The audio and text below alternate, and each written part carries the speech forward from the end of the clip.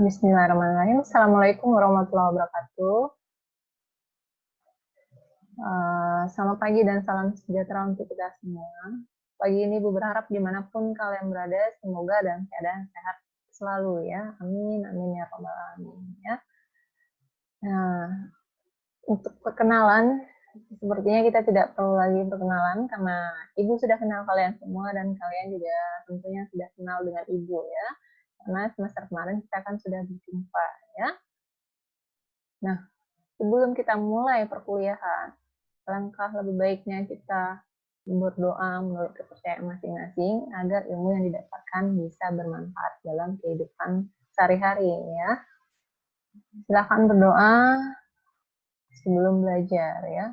Nah, untuk daftar kehadiran, silakan nanti kalian listkan nama masing-masing pada grup WhatsApp yang sudah disediakan oleh Sipen dan PJ ya. Dan sebelum memasuki materi pertama dalam perkuliahan ilmu dasar keperawatan 2 ini, Ibu akan membahas secara singkat tentang rencana pembelajaran kita dalam 1 semester ke depan ya.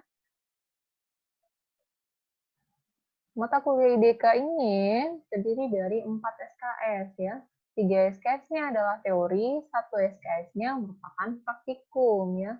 Mata kuliah ini sama seperti mata kuliah IDK 1, merupakan mata kuliah kolaborasi ya, antara Ibu lagi dengan Dr. Solihah ya.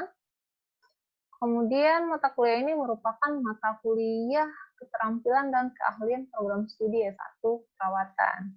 Artinya, jika kalian ingin menyelesaikan studi di S1 keperawatan, maka kalian harus mengambil mata kuliah IDK 2 ya. Kemudian mata kuliah IDK 2 ini merupakan mata kuliah bersyarat ya. Artinya, kalian baru bisa mengambil mata kuliah IDK 2 jika sudah mengambil mata kuliah IDK 1 ya. Untuk materi perkuliahan dalam IDK 2, pada dasarnya dibagi menjadi 2 ya. Pertama bagian patologi, yaitu bagian tentang penyakit-penyakitnya. Kemudian kedua adalah bagian farmakologi. Bagian patologi akan diampu oleh Ibu sendiri ya. Sedangkan bagian farmakologi akan diampu oleh Dr. Solihah ya. Untuk patologi, ada beberapa materinya yang harus kalian pahami. Yang pertama, penata laksanaan spesimen untuk data penunjang ya, dan juga peran perawat dalam penata laksanaan spesimen ini dan ke pasiennya ya. Kemudian yang kedua adalah konsep patologi dan patofisiologi ya. Pada materi yang kedua ini, kalian akan pelajari bagaimana satu penyakit itu muncul dan bagaimana respon tubuh terhadap si penyakit tersebut ya. Dan yang ketiga adalah adaptasi sel, penuaan sel, pertumbuhan sel, kelainan dan kerusakan sel ya. Dan yang keempat adalah kelainan kongenital atau kelainan bawaan, kemudian kelainan retroreksif ya, atau kemunduran perkembangan, dan kelainan progresif ya, atau pertumbuhan jaringan atau sel di luar batas normalnya ya. Dan yang ketiga adalah inflamasi dan proses penyembuhan inflamasi ya. Sini kita akan pelajari tentang bagaimana suatu peradangan bisa muncul, respon tubuh terhadap peradangan tersebut bagaimana, dan bagaimana peradangan tersebut bisa sembuh ya. Dan yang ketiga adalah infeksi beserta agen infeksinya.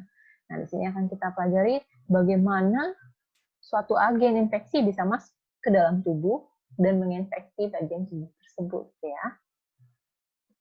Yang kedua, materi farmakologi itu akan disampaikan langsung oleh Dr. Solihah. Ada berupa konsep dasar farmakologi, farmakodinamika, dan farmakokinetik ya. Selain itu juga tentang obat, pembagian obat, indikasi obat, kontradiksi obat, jenis-jenis obat, dan terakhir adalah toksikologi obat, yaitu bagaimana obat menjadi racun di dalam tubuh si pasien atau seseorang ya. Untuk referensi bahan bacaan, kalian bisa cari buku karangan Askenbrenner, Puter, Pagana, Maleke, dan Ford ya. Semua buku-buku ini tentu dalam bahasa asing atau dalam bahasa Inggris ya.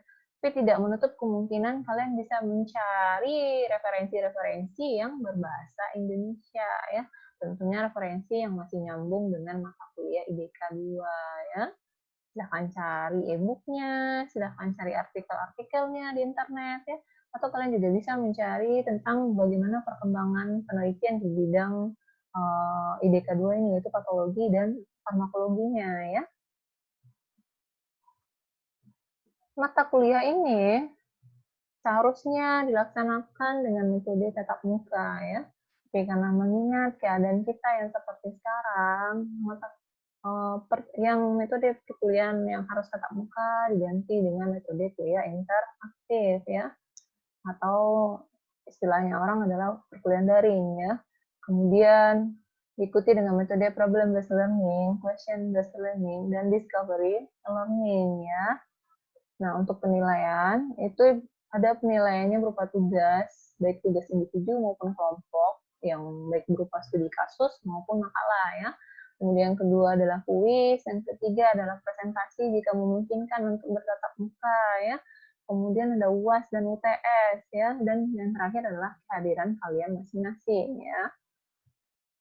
Kemudian kalkulasi dari penilaian ini, kehadiran kalian itu ada 10%. Tugas, kuis, presentasi itu ada 20%. UTS 30% dan UASnya 40% ya. Artinya selain ujian ada yang menopang nilai kalian sekitar 30% ya. Jadi silahkan tingkatkan dalam kesehariannya ini, karena yang menopangnya adalah nilai dalam keseharian ya. Nah, sekarang kita lanjut ke kontrak perkuliahan dalam mata kuliah ini, khususnya dengan Ibu ya. Yang pertama, keterlambatan. Jadi toleransi maksimal 15 menit ya. Itu kalau pertemuan tatap muka.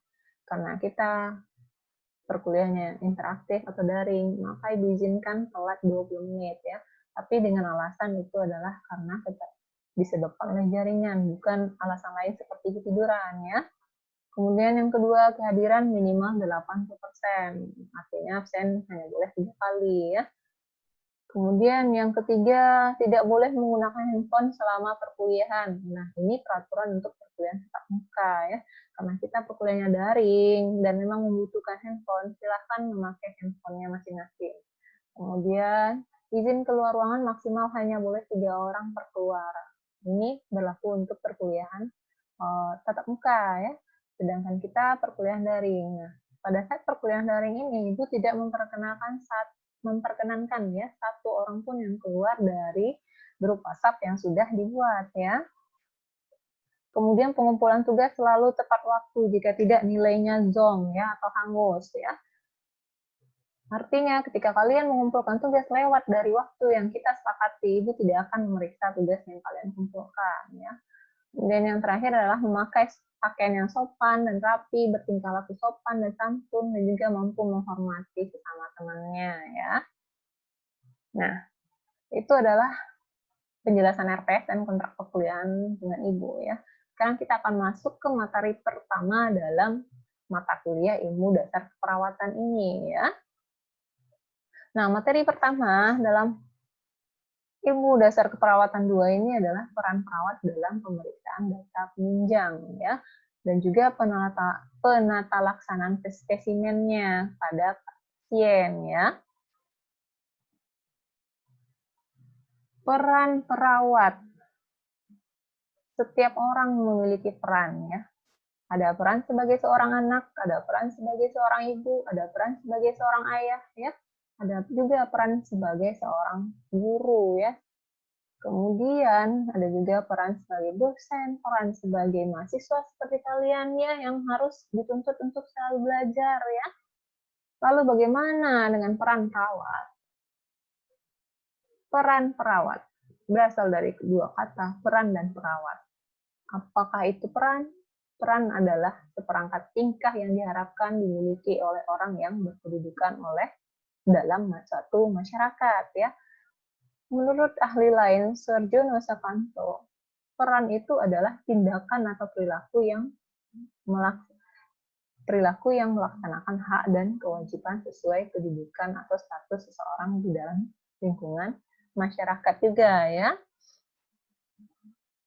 Kemudian perawat. Apa itu perawat? Pastinya kalian sudah tahu ya. perawat, merawat, berasal dari kata merawat, memelihara ya, baik itu keluarganya maupun tetangganya, orang lingkungan sekitarnya maupun masyarakat pada umumnya ya. Kemudian jika disatukan peran dan perawat, apa makna peran perawat? Menurut Asmadi tahun 2008, peran perawat itu sendiri adalah cara menyatakan aktivitas perawat dalam praktek ya. Tentunya aktivitas ini sudah melalui beberapa persyaratan dulu ya, baru bisa mempraktekkannya ya. Persyaratan pertama, menyelesaikan pendidikan formalnya. Apa pendidikan formalnya? Yaitu tamat S1 keperawatan ya. Kemudian diakui dan diberi kewenangan oleh pemerintah untuk melaksanakan aktivitas perawat tersebut ya. Kemudian yang ketiga adalah melaksanakan aktivitas perawat tersebut sesuai dengan kode etik profesinya ya. Dengan misalnya dia sebagai seorang perawat tapi dilakukannya kode etik sebagai seorang dokter, tidak boleh ya. Kemudian yang kedua, pemeriksaan data penunjang. Pemeriksaan data penunjang maknanya adalah pemeriksaan medis yang dilakukan atas indikasi tertentu yang berguna untuk memperoleh keterangan lebih lanjut yang mempertegas diagnosis awal ya. Apa gunanya pemeriksaan data penunjang atau data pendukung ini? Yang pertama adalah menegakkan diagnosis awal, sehingga diperlukanlah pemeriksaan diagnostik atau pemeriksaan data penunjang ya. Kemudian yang kedua, petunjuk tata laksana selanjutnya ya. Apakah si pasien tersebut layak untuk dipulangkan atau dirawat jalan atau memang harus dirawat inap ya. Kemudian yang ketiga, mengetahui komplikasi dari penyakit si pasien. Sudah sampai mana komplikasi penyakit si pasien ini ya? Apakah penyakitnya sudah menginfeksi bagian yang lain atau tidak ya. Kemudian yang ketiga, petunjuk prognosis, petunjuk untuk melihat perkembangan dari penyakit yang diderita oleh seorang pasien ya. Kemudian terakhir adalah memantau efek samping. Efek samping di sini adalah pemantauan efek samping obat ya. Nah, fungsi dari pemeriksaan data penunjang ini yaitu sebagai screening atau uji saring pada penyakit subklinis ya. Penyakit subklinis, penyakit yang belum menimbulkan gejala ya, tapi dia sudah diderita oleh seseorang tersebut. Kemudian mengkonfirmasi pasti diagnosis, memantau perkembangan penyakit, membantu pemantauan pengobatan ya, mengetahui atau tidaknya potensi kelainan lainnya yang membahayakan si pasien. Yang terakhir adalah memberikan ketenangan kepada pasien maupun klinisi ya.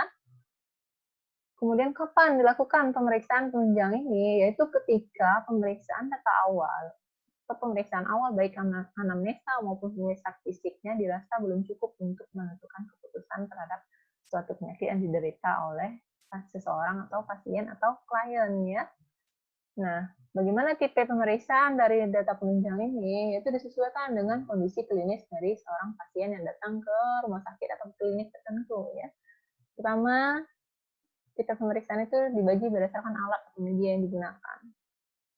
Ada yang namanya medianya pemeriksaan di laboratorium ya. Pada pemeriksaan di laboratorium, mungkin sudah banyak dari kalian yang tahu ya. Contohnya seperti pemeriksaan golongan darah, atau pemeriksaan hemoglobin, atau pemeriksaan hematokrit, atau juga pemeriksaan nada trombosit, dan lain-lainnya ya. Yang kedua, pemeriksaan melalui pencitraan. Artinya di sini hasil pemeriksaan akan dipaparkan dalam bentuk gambaran ya, baik gambaran 2 dimensi, 1 dimensi, ataupun gambaran 3 dimensi ya. Nah, pada pemeriksaan penunjang pencitraan ini selalu memanfaatkan medianya berupa sinar dan gelombang ya. Kemudian yang terakhir adalah pemeriksaan laparoskopi. Pada pemeriksaan laparoskopi biasanya digunakan suatu selang panjang yang di ujungnya sudah dilengkapi kamera untuk melihat keadaan organ tubuh tertentu di dalam tubuh kita ya.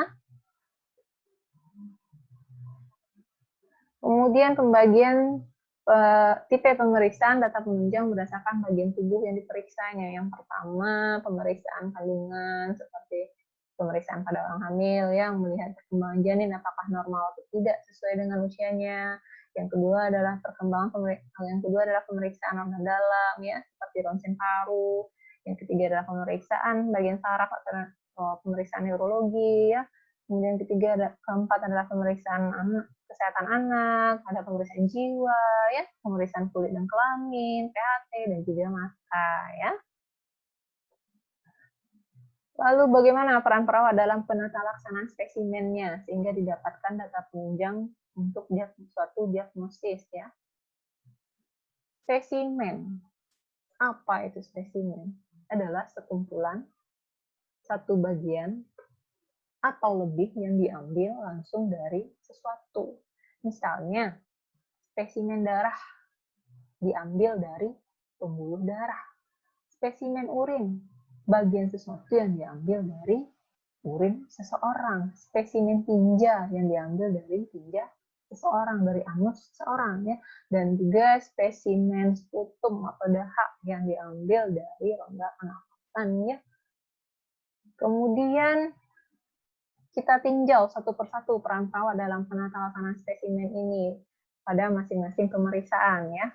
Yang pertama itu pemeriksaan laboratorium adalah suatu tindakan atau prosedur pemeriksaan khusus dengan mengambil bahan atau spesimen atau sampel dari penderita atau pasien yang dapat berupa urin atau air kencing, darah, sputum atau dahak, dan juga bisa berupa sampel hasil biopsi ya. Biopsi itu adalah pengambilan suatu jaringan di dalam tubuh ya. Tujuannya apa? Untuk menegakkan diagnosis penyakit yang awal yang sudah dinyatakan dan juga untuk memantau perkembangan pengobatan terhadap suatu penyakit ya. Kemudian tahapannya ada 3, tahapan pre-instrumentasi, instrumentasi, dan juga tahapan pasca instrumentasi. Untuk tahapan instrumentasi itu akan dilakukan oleh analis, bukan dilakukan oleh perawat ya. Jadi di sini perawat berperan pada tahapan pre-instrumentasi dan pasca instrumentasi ya. Kita akan tinjau masing-masingnya bagaimana peran perawat pada masing tahapan ini. Yang pertama pada tahapan pra-instrumentasi atau disebut juga tahapan pre-analitik ya. Nah, pada tahapan ini peran perawat adalah menciptakan kerjasama, yaitu kerjasama yang baik antara pasien, dokter, dan perawat itu sendiri ya. Bagaimana tahapannya atau apa yang harus dilakukan perawat dalam tahapan ini? Yaitu yang pertama adalah memberikan pemahaman kepada pasien. Pemahaman bagi apa gunanya pemeriksaan penunjang yang akan dilakukan pasien. Kemudian pemahaman tentang pengisian formulir yang akan dilakukan oleh pasien ya. Pengisian formulir ini pun juga harus lengkap, harus dipantau oleh seorang perawat ya. Nah, selain itu, perawat juga harus menyampaikan interpretasi hasil pemeriksaan yang mungkin akan terjadi kepada pasien ya. Kemudian selanjutnya perawat juga ketika pasien sudah menyetujui untuk melakukan pemeriksaan, maka pada tahap instrumentasi ini tugas perawat adalah menyiapkan si penderita ya. Jika seandainya pemeriksaan memerlukan adanya anjuran untuk berpuasa seperti pengecekan gula darah, maka silakan perawat menganjurkan pasien untuk berpuasa ya, atau ada juga kasusnya penghentian pengonsumsian obat-obatan tertentu ya, maka perawat juga harus menyarankan kepada pasien tersebut dan juga menjelaskan tentang bagaimana posisi dan waktu pengambilan terbaik untuk spesimen yang akan diambil ya. Setelah itu, setelah dijelaskan kepada masing-masing pasien yang ditangani oleh perawat, maka kewajiban perawat berikutnya adalah mempersiapkan alat yang dibutuhkan. Tentu ini sesuai dengan instruksi dari dokter ya, tidak hanya asal dalam menyiapkan alat-alatnya. Kemudian terakhir adalah untuk pengambilan sampel. Nah, itu adalah tugas perawat dalam pengambilan sampel atau pengambilan spesimen ya, dan juga penanganan awal sampel atau spesimen itu adalah juga kerja perawat ya. Penanganan awal sampel di sini maksudnya adalah labeling ya, memberikan label terhadap spesimen yang diambil dari si pasien tersebut dan juga mentransportasikan spesimen itu sesegera mungkin atau secepatnya ke laboratorium ya, agar segera dilakukan pemeriksaan lebih lanjut. Kemudian, seperti yang sudah Ibu jelaskan tadi, bahwa tahap instrumentasi itu dilakukan oleh analis, maka Ibu tidak akan membahasnya. Dan Ibu akan masuk ke tahap yang ketiga, yaitu tahap pasca instrumentasi, atau disebut juga dengan pasca analitik, ya. Nah, pada tahap ini terbagi menjadi dua, ya, yaitu yang pertama interpretasi data dan yang kedua adalah validasi data, ya. Nah, untuk interpretasi data artinya si perawat harus bisa memberikan arti terhadap hasil pemeriksaan suatu spesimen tersebut dan membandingkannya dengan pemeriksaan awal yang dilakukan kepada si pasien, ya. Hal yang harus dilakukan pada tahap ini adalah yang pertama, perawat harus menentukan dulu aspek positif pasiennya, ya. Jika pasien yang memiliki standar tertentu terhadap kesehatannya, maka perawat cukup membantu dalam pemeriksaan masalah pasien tersebut. Namun lain halnya jika pasien tersebut tidak memiliki standar kesehatan tertentu atau dia tidak tahu standar kesehatannya, maka bantulah pasien tersebut dalam menentukan masalah kesehatannya, ya. Karena pada pasien seperti ini biasanya mengalami keterbatasan, ya. Oleh karena itulah dia butuh pertolongan dari seorang perawat, ya. Kemudian yang kedua pada tahap pasca instrumentasi ini adalah validasi data, valid, pembuktian data, ya, yang dilakukan oleh perawat kepada pasien dan keluarganya, ya. Biasanya validasi data ini berupa pemberian pertanyaan dan pernyataan yang diajukan ke pasien dan keluarganya yang berhubungan dengan hasil pemeriksaan data penunjang dan data awal tadi, ya. Bagaimana prosedurnya? Yang pertama, perawat memberikan kesimpulan terhadap pasien berdasarkan hasil pemeriksaannya, ya. Nah, tahapan pertama dalam validasi data ini yang harus dilakukan oleh perawat adalah memberikan kesimpulan terhadap salah pasien, ya. Seperti memberikan kesimpulan kepada pasien bahwa pasien memiliki daya tahan tubuh yang lemah terhadap melawan infeksi, ya. Kemudian yang kedua, membantu pasien dalam memberikan keputusan, ya, apakah keputusannya pasien tersebut harus dirawat atau tidak, ya, berdasarkan jenis masalah si pasien, ya. Kemudian terakhir, jika seandainya pasien yang diperiksa tidak ada masalah kesehatan tertentu, maka cukup perawat hanya membantu atau memberikan arahan dalam peningkatan status dan fungsi dari kesehatan si pasien tersebut, ya. Kemudian spesimen apa saja yang diperiksa dalam pemeriksaan laboratorium ini? Yang pertama adalah pemeriksaan spesimen darah, baik itu dari sel darahnya maupun dari plasma darahnya, ya. Dan dari sel darah dapat diamati keadaan darah dan jenis-jenis sel darahnya. Sedangkan dari plasma darah bisa dilihat dari diamati protein-protein yang terdapat di dalam plasma darah dan juga zat kimia yang terdapat di dalam darah, ya. Kalau pada sel darah tadi bisa dilihat jumlah darah, Hb, hematokrit, trombositnya, dan yang lainnya, ya. Kalau pada plasma darah itu dapat kita lihat ada protein darah seperti albumin, ya, bilirubin, marker, ya, khususnya marker pada yang berupa protein-protein, ya, seperti marker pada penyakit kanker, ya. Kemudian zat kimia darah yang dapat kita lihat zat kimia yang dapat kita lihat dalam darah ini dapat berupa glukosa darah, kolesterol, ya. Kemudian asam urat, hormon, dan juga elektrolit. Selain itu juga kita dapat melihat bagaimana keseimbangan asam dan basa di dalam tubuh, atau bagaimana pH darah kita, ya, apakah normal, netral, atau asam atau basa, ya, melalui tes analisis gas darah, ya. Dan yang terakhir, melalui spesimen darah juga kita dapat melihat deteksi disfungsional dari organ-organ tubuh di dalam, ya, seperti disfungsi ginjal, pankreas, dan empedu, ya. Prosedur dalam pelaksanaan pemeriksaan spesimen darah.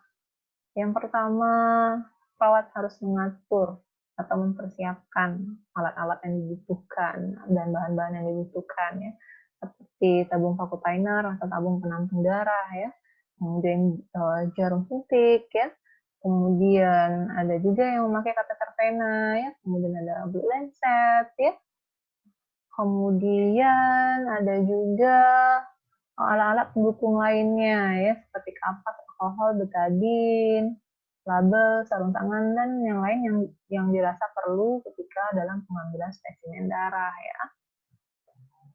Setelah dipersiapkan alat-alat, maka tugas perawat adalah menjelaskan prosedur pemeriksaan secara rinci, tepat, dan jelas kepada pasien ya. Kemudian meminta kerjasama dari pasien ya, supaya tidak terjadi hal-hal yang tidak diinginkan di dalam pemeriksaan nantinya ya. Kemudian jika pasien menyetujui, maka dilanjutkan pemeriksaan, mempersiapkan si pasien ya, mempersiapkan posisi nyaman si pasien tersebut ya. Kalau seandainya pasien tersebut nyaman duduk, ya dipersilahkan duduk. Jika pasien itu nyamannya dengan posisi semipolar atau berbaring, dipersilahkan berbaring ya. Nah, setelah itu perawat melakukan sterilisasi terhadap dirinya, seperti cuci tangan, pakai sarung tangan, membuka kapas yang akan digunakan, dan juga mendekatkan betadin ya. Kemudian jika memakai tabung vakutainer yang langsung ditancapkan ke jarum, maka pasang jarum ke alat penampung ya, atau jarum ke vakutainernya ya. Setelah itu palpasi bagian vena yang akan diambil sebagai tempat insersi dari jarum tersebut ya. Temukan vena. Kemudian jika vena sudah ditemukan, maka pasang torniket 2 sampai 6 inci di atas atau di bawah dari vena tersebut ya, atau sekitar 5 sampai 15 cm di atas vena yang kita temukan ya. Tujuannya ketika penusukan pertama gagal untuk dalam pengambilan spesimen darah, maka dapat dilakukan penusukan di atas vena yang sudah ditusukkan tadi ya. Nah, ini merupakan video tabung jenis-jenis vakutainer. Silahkan ditonton nantinya ya. Karena Ibu tidak kita terbatas waktu, jadi tidak Ibu jelaskan ya. Kemudian setelah ditemukan vena sudah dipasang tourniquet, maka sterilkan area vena yang akan diambil ya. Itu sekitar 2 inci atau 5 cm dari atas ataupun bawah ataupun sampingnya, atau diameternya 5 cm ya.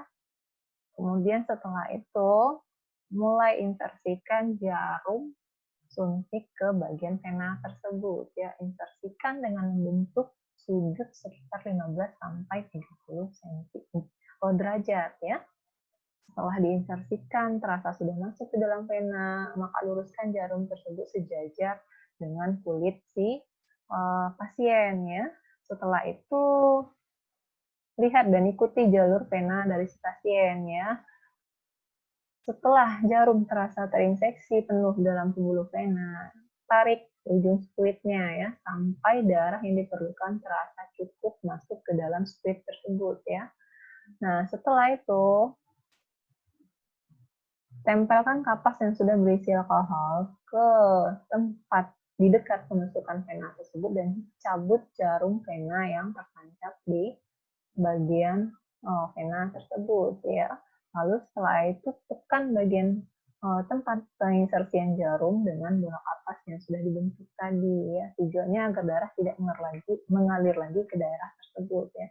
Nah, darah yang sudah didapatkan masukkan ke tabung penampung ya.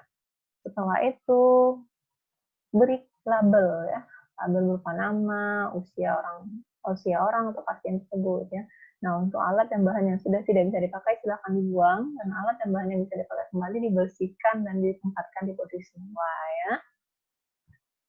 Ini adalah video pengambilan darah pada bagian vena ya. Video ini tidak akan Ibu jelaskan, silakan kalian pelajari sendiri. Nanti kalau ada yang diragukan, silakan ditanyakan pada diskusi di grup ya. Dan ini adalah video pengambilan darah melalui pembuluh kapiler ya, khususnya pada ujung jari. Juga tidak Ibu jelaskan, silakan kalian tonton dan pelajari, dan nanti kita akan diskusikan gitu. Kemudian yang kedua adalah spesimen urin ya.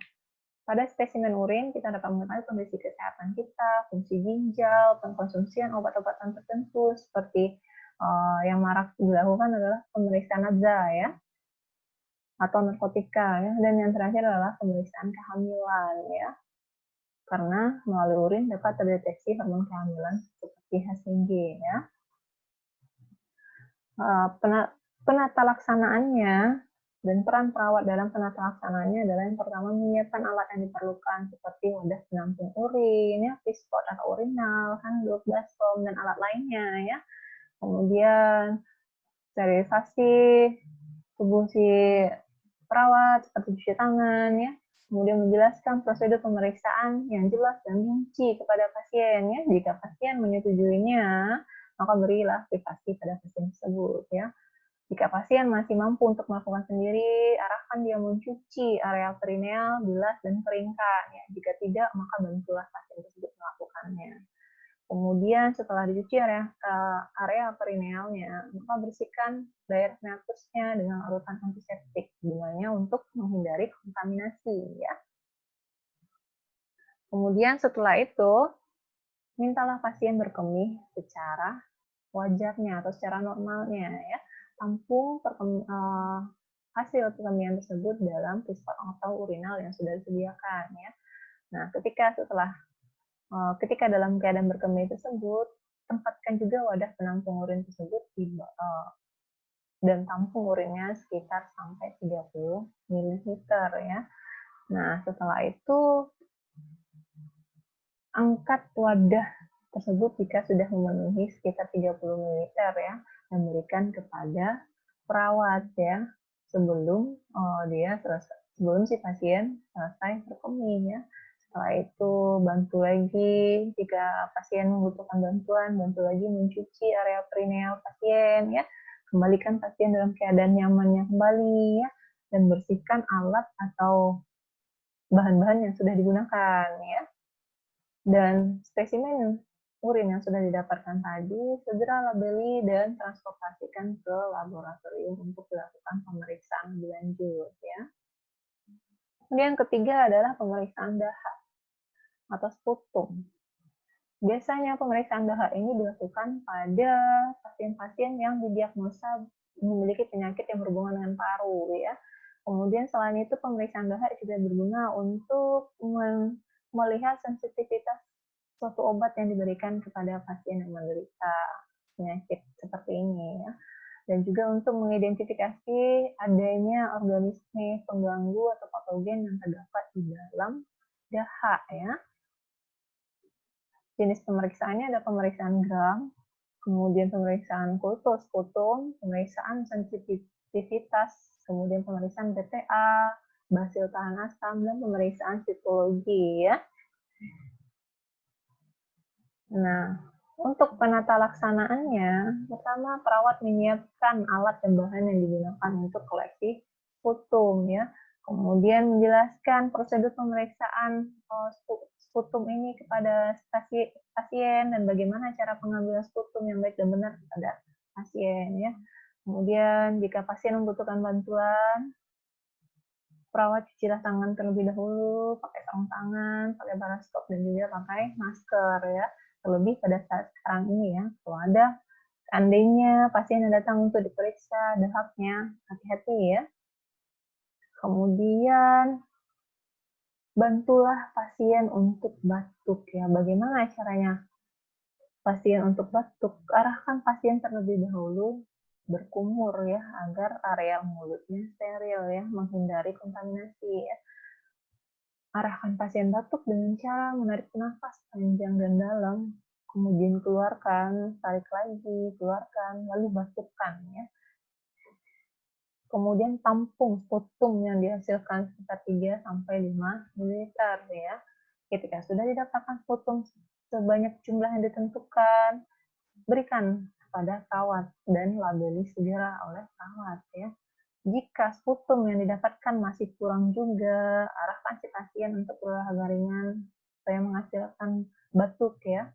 Dan jika masih kurang juga, maka berikan botol pengkoleksi sputum tersebut ke pasien dan anjurkan mengambil sputumnya di pagi hari ya.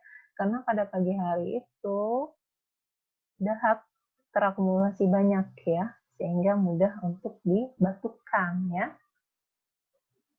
Kemudian yang terakhir dalam pemeriksaan laboratorium adalah pemeriksaan spesimen tinja atau tes ya. Yang diperlukan untuk pemeriksaan adanya darah samar, pemeriksaan produksi diet dan sekresi dari digestif kita, dan pemeriksaan adanya patogen-patogen tertentu seperti telur parasit, bakteri, dan virus ya. Nah, penata laksanaannya, yang pertama seperti biasa jelaskan kepada pasien prosedur yang baik dan benar ya, sehingga pasien bisa memaknainya ya. Kemudian yang kedua, sarankan pasien agar spesimennya tidak terkontaminasi dengan urin yang ada pada si pasien tersebut ya. Jika pasien menyetujui, jaga privasi pasien dan berikan bantuan jika pasien memerlukan ya. Jika pasien memerlukan, maka bantulah pasien membersihkan kulit atau daerah sekitar anusnya. Jika pasien masih bisa melakukan sendiri, arahkan pasien untuk membersihkan area di sekitar anusnya ya. Kemudian pindahkan sejumlah feses yang diperlukan ke wadah spesimen yang sudah disiapkan ya. Segera setelah itu tutup wadah tersebut untuk menghindari kontaminasi dan baunya ya. Nah, setelah itu kembalikan pasien ke posisi nyamannya. Bantu dia membersihkan daerah anusnya dan posisikan dia kembali seperti semula ya. Untuk alat dan bahan yang sudah dipakai dan tidak dapat digunakan kembali, silahkan dibuang, dan yang bisa digunakan kembali, simpan kembali ya. Nah, untuk spesimen segera dilabeli dan ditransportasikan ke laboratorium ya. Nah, itulah sederetan pemeriksaan yang dilakukan pada spesimen di laboratorium. Nah, sekarang kita akan masuk ke pemeriksaan data penunjang yang dilakukan di bagian radiologi ya. Nah, pemeriksaan radiologi adalah pemeriksaan yang menggunakan teknologi pencitraan untuk mendiagnosis suatu penyakit dan juga untuk mengetahui apa penanganan atau pengobatan untuk suatu penyakit ini. Ini adalah pemeriksaan bagian dalam ya. Kemudian media pemeriksaannya dapat berupa penyinaran, medan magnet, gelombang, suara, dan zat radioaktif ya. Jenis-jenis pemeriksaan ini seperti ronsen, USG, CT scan, MRI, PET scan, dan juga fluoroskopi ya. Masing-masing pemeriksaan ini memiliki perbedaan tertentu ya. Kita akan bahas lebih lanjut apa saja sih perbedaan dari masing-masing pemeriksaan ini. Yang pertama, pemeriksaan ronsen. Ronsen adalah pemeriksaan pencitraan yang memanfaatkan peran sinar X dalam pemeriksaannya ya, seperti pemeriksaan pada bagian toraks atau dada, jantung, abdomen ya, rangka, tulang, tengkorak, dan bagian yang lainnya ya. Hasilnya biasanya berupa gambar 2 dimensi saja ya, seperti pada gambar yang sudah Ibu berikan ini ya. Kemudian yang kedua adalah pemeriksaan USG atau ultrasonografi. Pada pemeriksaan USG ini memanfaatkan adanya gelombang suara ya. Gelombang suara yang dihasilkan dari bagian yang diletakkan pada ujung probe ditangkap oleh probe dan diolah oleh komputer menjadi gambar 2 dimensi ya, seperti pada pemeriksaan janin saat kehamilan ya. Kemudian yang ketiga adalah pemeriksaan CT scan ya. Pemeriksaan CT scan hampir sama dengan pemeriksaan MRI. Cuma bedanya di sini, pemeriksaan CT scan masih memanfaatkan penyinaran sinar X ya. Sedangkan MRI itu memanfaatkan gelombang elektromagnetik dan juga gelombang radio ya. Untuk alat yang digunakan juga masih terlihat sama, berupa ruang seperti kapsul, pasien dimasukkan ke dalam kapsul ya. Kemudian untuk hasil, kedua pemeriksaan ini biasanya menggunakan zat warna kontras yang diinjeksikan melalui pembuluh darah pasien. Gunanya adalah untuk melihat gambaran organ tubuh bagian dalam pasien secara detail ya. Hasil gambaran dari CT scan dan MRI ini lebih bagus dibandingkan hasil ronsen ya. Pada ronsen hanya menghasilkan gambar 2 dimensi, pada CT scan dan MRI menghasilkan gambar sudah 3 dimensi ya. Nah, ini adalah gambaran tentang pemeriksaan MRI dan juga pemeriksaan dari CT scan ya, perbandingannya dari organ jantung dan organ otak ya. Kemudian yang kelima adalah pemeriksaan PET scan, ya, positron emission tomography. Ini adalah pemeriksaan dengan memanfaatkan sinar gamma, ya, yaitu pada pemeriksaan PET ini dimasukkan atau diinjeksikan zat radioaktif tertentu ke dalam tubuh si pasien, ya. Kemudian zat radioaktif tersebut akan terlihat pancarannya menghasilkan sinar gamma yang ditangkap oleh kamera gamma dari alat PET scan ya. Cara prinsip kerjanya, pertama, perawat membantu penyuntikan zat radioaktif tersebut ke dalam tubuh pasien ya. Kemudian zat radioaktif ini akan masuk dan terakumulasi pada jaringan-jaringan yang rusak dan sakit. Kemudian hasil dari zat radioaktif ini menghasilkan sinar gamma ya yang akan ditangkap oleh kamera gamma yang sudah dipasangnya. Kemudian hasil dari sinar gamma yang ditangkap ini diubah oleh komputer menjadi gambar 3 dimensi ya. Nah, contoh pemeriksaannya terjadi pada pasien kanker, kelainan neurologis, jantung, dan lainnya ya. Nah, gambar di sebelah ini merupakan hasil pemeriksaan dari PET scan ya. Warna bulatan yang terdapat pada liver, pada jantung, pada tulang yang juga berwarna ungu itu adalah bentuk-bentuk dari zat radioaktif yang menempel pada bagian-bagian yang atau jaringan-jaringan yang mengalami kerusakan atau sakit ya. Artinya melalui gambar ini dapat terlihat bahwa livernya bermasalah, tulangnya juga bermasalah dan jantungnya juga bermasalah ya. Nah, yang terakhir dalam pemeriksaan radiologis ini adalah fluoroskopi, yaitu pemeriksaan juga memanfaatkan penyinaran sinar X ya. Namun, rendahnya fluoroskopi dia hanya menghasilkan gambaran 1 dimensi saja ya. Contohnya pada pemeriksaan penyakit saluran cerna, jantung, pembuluh darah, dan yang lainnya. Ya.